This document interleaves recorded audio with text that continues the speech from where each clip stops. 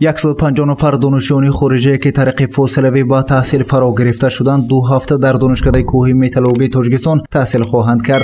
شهروندان داخلی و خارجی که در دانشکده با تحصیل فاصلوی فرا گرفته شدند به فرقیت، یعنی هم شهروندان خارجی و هم شهروندان داخلی مبلغ شرطنامه یک خیله می‌سپارند. این معلومات را کمالالدین قاضیف معاون رکتور اوید به کارهای تعلیم ضمن نشست خبری بر روزنامه‌نگاران ابراز نمود. اون نفرانی که در شکل تعلیمی فاصلوی تحصیل میکنند از همان مبلغ پست دانشکده ما معین شده است. 2000 یا که 2200 وابسته به اختصاص‌ها برای شهروندان جمهوری ازبکستان نیز سال جاری ما از جانب یعنی اون نرخنامه‌ای که برای خدمت رسانی ما میگیریم برای شهروندان جمهوری تاجیکستان برابر است. این حال برابر است.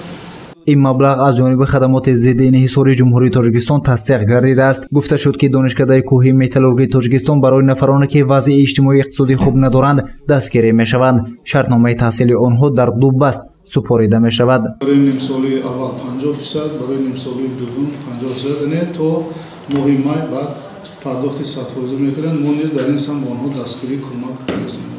در سال گذشته 2020 70 نفر ختم کنندگانی که طریق بودجت اختصاصی دانشکده کوهی متالورگی تاجیکستان را ختم کردند به جای کاری دائمی تامین گردیدند. اما در این جاده نیز مشکلات زیاد پیش رو است، گفت کمالالدین قاضیف معاون رکتور اوید به کارهای تعلیمی دانشکده.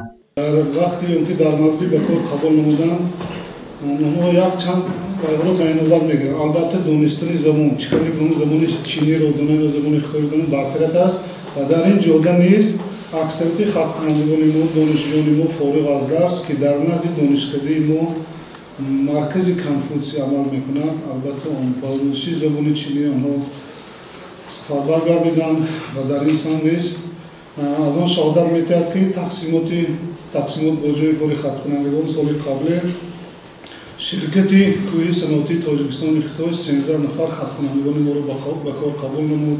جامعه مسئولیتش ممکن جامعه کانادایی است. اپریل رفت میگن 18 نفر ختم کنندگان ما را قبول کرد. یعنی ما اون 70 نفری که طریق بودجتی ختم کردن 100% با جای کار تامین شدند. با در نظر داشته پاندمی کرونا ویروس میبایست ختم کنندگان دانشکده 1 آگوست به جای کاری قبول گردیده خود سفربر میشدند، اما این روند کمی دیرتر طول کشید.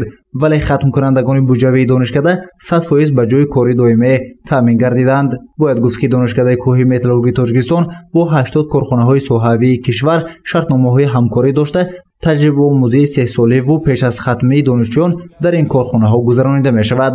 هنگام نشست مطبوعاتی اطلاع داده شد که پاندمی کرونا ویروس به دانشکده نیز تاثیر خود را رسانید. 3 نفر استادان از التهاب شش افتیدند، 15 نفر کارمندان و 5 نفر دانشجویان از این بیماری سرایت یافتند. ما با همه اونها کمک‌های مولوی طبابتی رساندیم. گزارش سید مختار سید انور، مفتون شکورова برای برنامه اطلاعاتی خبر.